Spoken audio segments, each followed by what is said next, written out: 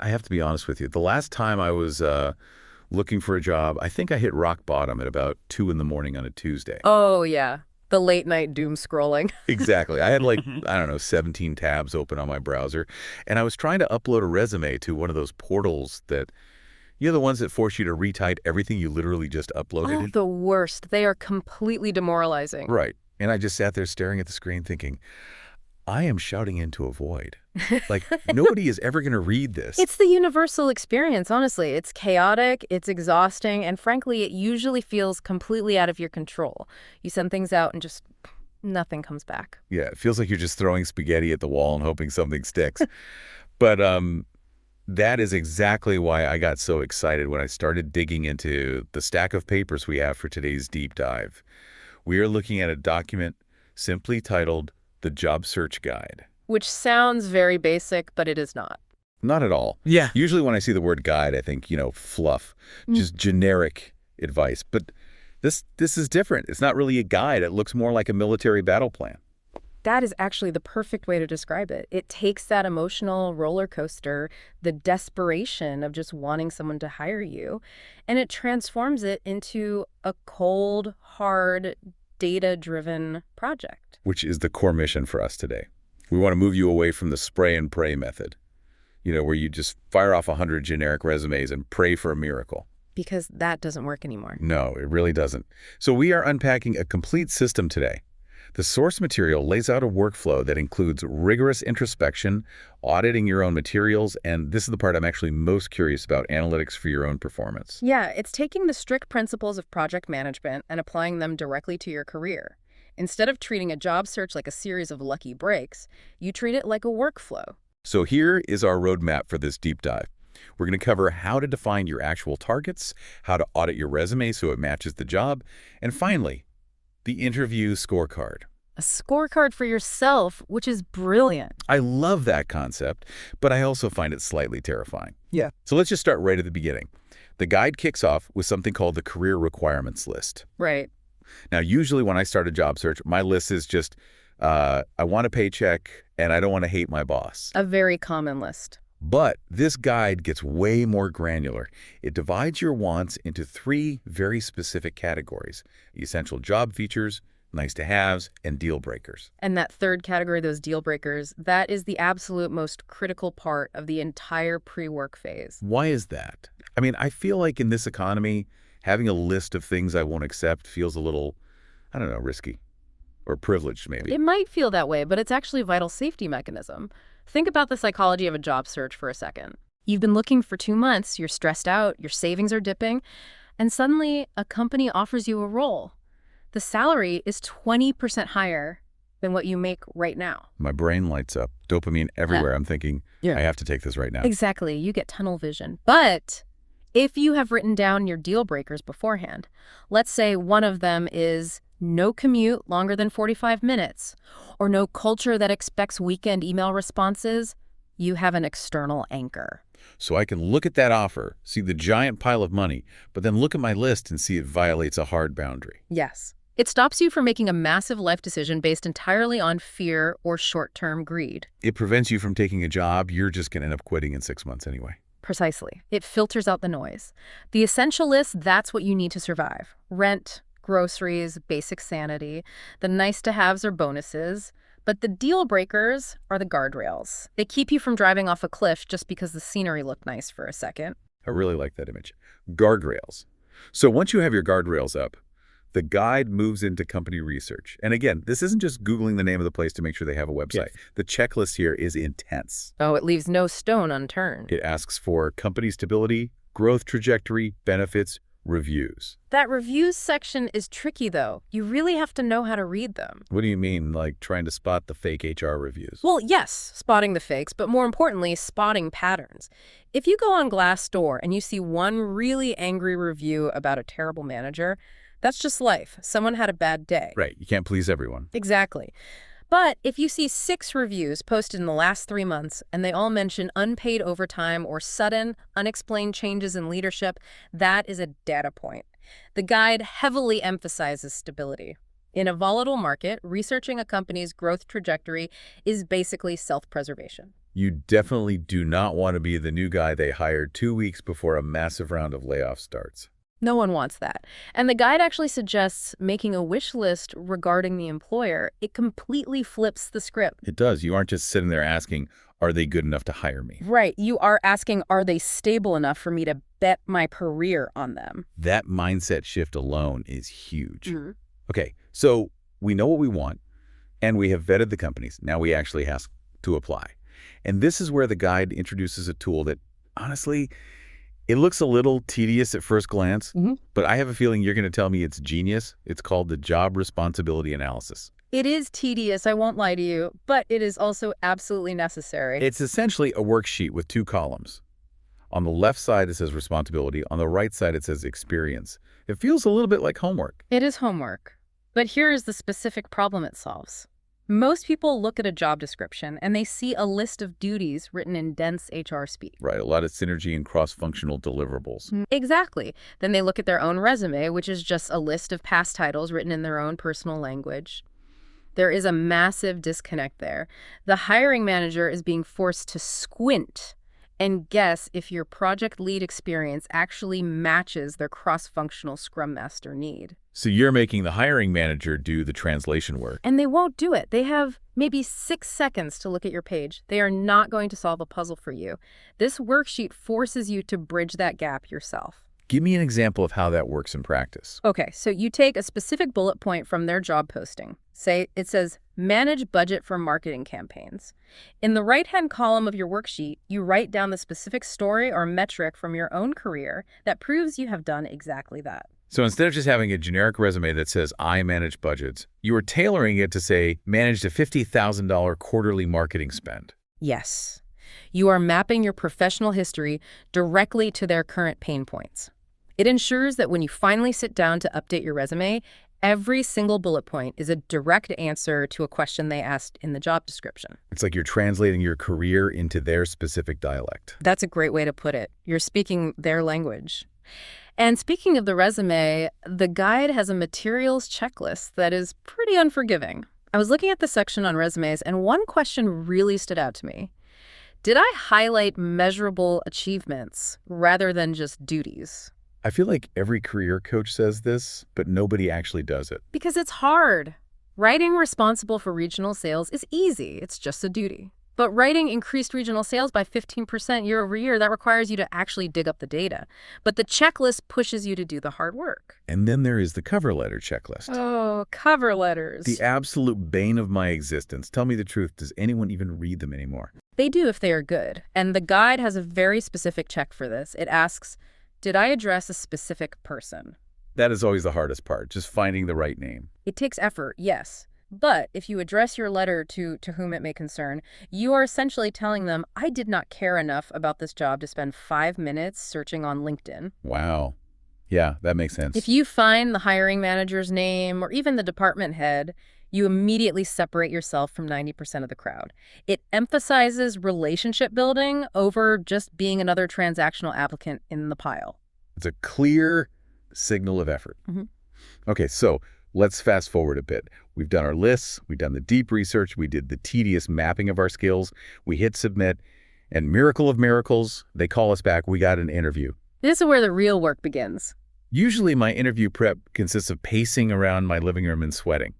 But the guide treats the interview less like an interrogation and more like a two-way investigation. I love that framing. A two-way investigation. The interview question prep section in the guide is split right down the middle.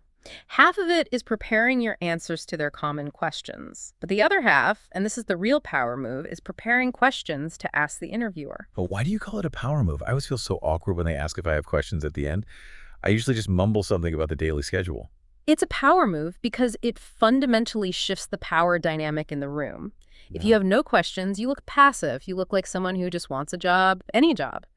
But if you ask thoughtful, position-specific questions, you demonstrate real expertise. Like what kind of questions? For example, if you ask, I noticed your company is moving to a new CRM system. How is the sales team handling that data migration? You aren't just asking a question. You are proving that you understand the immediate challenges of the role. You're visualizing yourself already doing the work. and bringing them into that vision. Exactly. You are investigating them just as much as they are investigating you. But here is where it gets really interesting to me. This is actually my absolute favorite part of the source material, and it's the thing that made me realize just how wrong I have been doing this my entire life.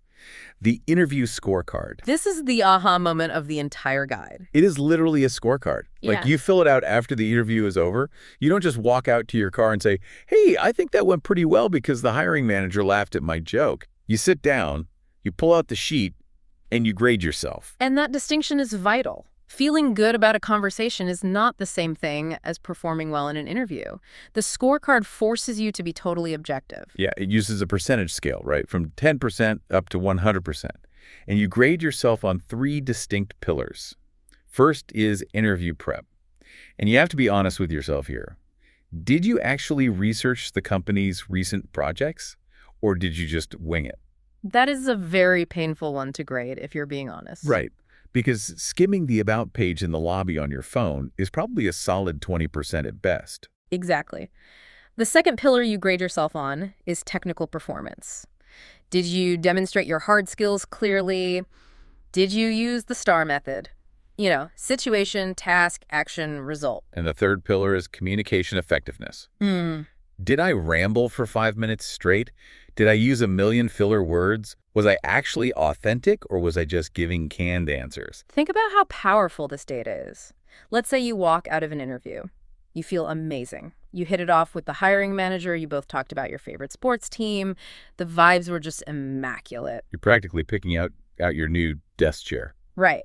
But then you sit down in your car with the scorecard. You give yourself a 90% on rapport. But then you look at the technical performance section, and you suddenly realize you never actually finished answering their core question about your coding process because you got completely sidetracked talking about baseball. So you have to give yourself a 40% there. Oh, wow. So when you don't get the job 3 days later, you aren't sitting on your couch agonizing going, but they liked me. Why did they hire me? You have the actual data right in front of you.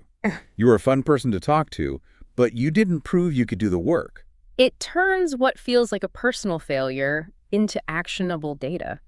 You know exactly what you need to fix for the next one. You don't need to try and be more likable. You need to be far more concise with your technical answers. And it goes both ways, doesn't it? Yeah. The scorecard isn't just for grading yourself. No, it also asks you to grade the company. There is a whole section for connection and rapport and cultural alignment. This is where that two-way investigation mindset really comes back into play. If you grade the interviewer a 20% on rapport, say they were checking their phone while you were talking, or they seemed dismissive of your questions, that is a massive red flag. Even if they call back and offer you the job, you have that scorecard sitting right there in your notes reminding you, hey, these people were genuinely rude to me. It prevents you from gaslighting yourself later when the shiny job offer comes in.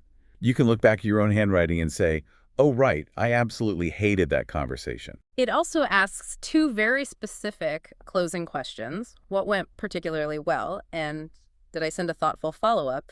It forces you to close the loop properly every single time. It really enforces the idea of continuous improvement. If you do 10 interviews and you never fill out a scorecard, you are very likely making the exact same mistakes in interview 10 that you made in interview 1. You're just blindly practicing your bad habits. With the scorecard, you are actively iterating. You are getting a little bit better every single time you sit in that chair. Okay, so we are collecting all this data now. We have lists, we have company research, we have resume audits, we have interview scorecards. It honestly sounds like a lot of paperwork. How do we keep track of it all without completely losing our minds?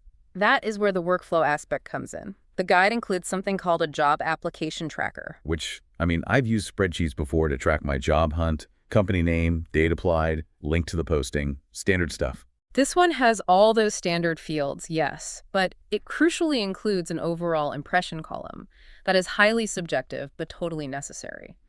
You need a way to remember how you felt about an application 3 weeks later when they finally decide to call you back. Because after applying to 30 different places, they all completely blur together. You forget which company was the one with a cool remote policy and which one was the weird startup. Exactly. But stepping back from just the tracker, the guide lays out a comprehensive step-by-step plan. It organizes the entire chaotic process of job hunting into 4 very logical phases. And I think just breaking it down this way lowers a person's anxiety significantly. Walk us through those 4 phases. Phase one is preparation. This is everything we talked about at the start. Defining your needs, inventorying your skills, updating your LinkedIn profile, writing the deal breakers, and here's the key point. You do not apply to a single job in phase one. That requires so much patience. I feel like most people, the second they decide to look for a job, they want to jump straight to hitting the quick apply button on LinkedIn. They do. But if you jump to applying with a bad resume and no clear target, you are just going to burn through your best leads. Phase two is the job search phase. That's setting up your job alerts, developing a networking strategy, researching your specific targets. Then, and only then, comes phase three, application and interview. That's the active combat phase. Right. You customize the materials, submit, and attend the interviews. But then there is phase four, which is evaluation and decision. And people often think, well, once I get the offer, the project is basically over. But it's not. No, it's not. This final phase includes tasks like calculate total compensation, negotiate the offer, and interestingly, resign from current position. I noticed that in the source material. It treats your resignation as just another task in the project, not as some huge emotional event. Which is such a healthy way to frame it. Resigning is always awkward. It's scary to tell your boss you're leaving. But if it's just task 4.3 on your project checklist, it takes a lot of the emotion right out of it. It's just the next logical step in the workflow. Speaking of making that final call, I have to mention the job decision matrix. It's in the source material right near the end, and I love the finality of it. This is for when you actually get the offer, or maybe you're lucky and you get two competing offers. It looks like a standard pros and cons list, but a lot stricter. It ends with a definitive box that says final decision. The idea is that you list the pros, you list the cons, and then you verify all of them against your original deal breakers list from phase one. It forces you to close the circle. You are making a choice based on the hard data you've collected throughout this entire project. It's not just a gut feeling anymore, it's a calculated business decision. And for those listening who are thinking, there's no way I'm writing all this down on physical paper, I live in the cloud. The source material actually references a digital integration. Yes, it mentions using a ClickUp template. But even if you don't use ClickUp specifically, maybe you use Asana or Notion, the core concept is what matters. It translates the paper guide into actual project management software. It talks about having dependencies. Explain dependencies for the non-project managers out there. A dependency simply means you cannot start task B until task A is completely finished. So you cannot start the apply to jobs task until you have finished the audit resume task. In a digital tool, you can visualize this workflow with a Gantt chart. You can literally see your timeline stretch out in front of you. And you can set needs attention alerts. Because let's be totally honest, we all forget to follow up. Exactly. If you send an application on a Tuesday, the system should automatically ping you the following Tuesday to say, hey, follow up on this application. It offloads the mental burden. You don't have to remember to do it. The system just tells you to do it.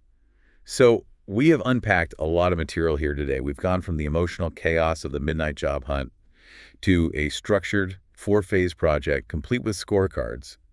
What is the big takeaway for someone listening right now who's maybe staring at those 17 open tabs? The biggest takeaway is that you need to fundamentally shift your identity.